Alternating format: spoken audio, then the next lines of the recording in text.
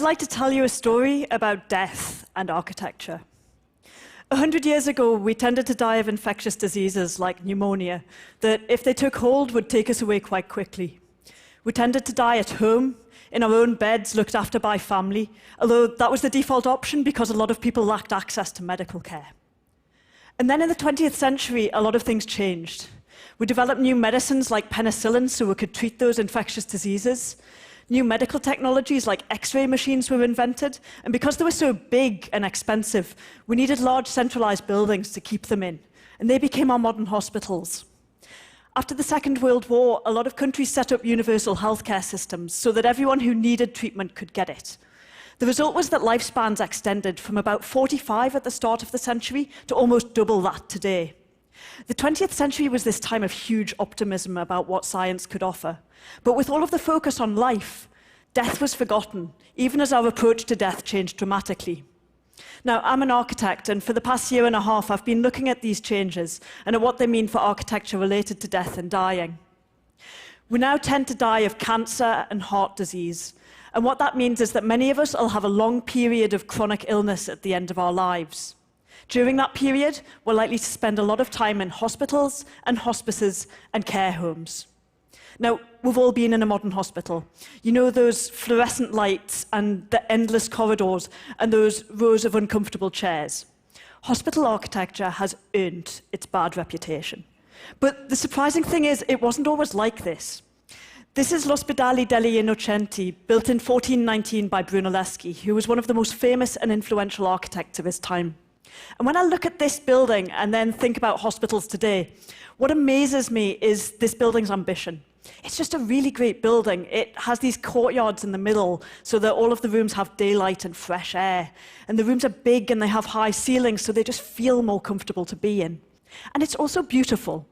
Somehow, we've forgotten that that's even possible for a hospital. Now, if we want better buildings for dying, then we have to talk about it.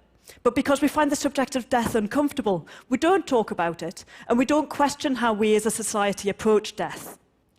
One of the things that surprised me most in my research, though, is how changeable attitudes actually are. This is the first crematorium in the UK, which was built in Woking in the 1870s. And when this was first built, there were protests in the local village. Cremation wasn't socially acceptable, and 99.8% of people got buried. And yet, only 100 years later, 3/4 of us get cremated. People are actually really open to changing things if they're given the chance to talk about them. So this conversation about death and architecture was what I wanted to start when I did my first exhibition on it in Venice in June, which was called Death in Venice. And it was designed to be quite playful so that people would literally engage with it.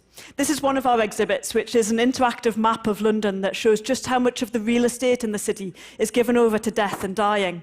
And as you wave your hand across the map, the name of that piece of real estate, the building or cemetery, is revealed. Another of our exhibits was a series of postcards that people could take away with them, and they showed people's homes and hospitals and cemeteries and mortuaries, and they tell the story of the different spaces that we pass through on either side of death. We wanted to show that where we die is a key part of how we die. Now, the strangest thing was the way that visitors reacted to the exhibition, especially the audio-visual works. We had people dancing and running and jumping as they tried to activate the exhibits in different ways. And at a certain point, they would kind of stop and remember that they were in an exhibition about death and that maybe that's not how you're supposed to act.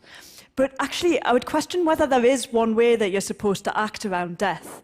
And if there's not, I'd ask you to think about what you think a good death is and what you think that architecture that supports a good death might be like. And mightn't it be a little less like this and a little more like this? Thank you.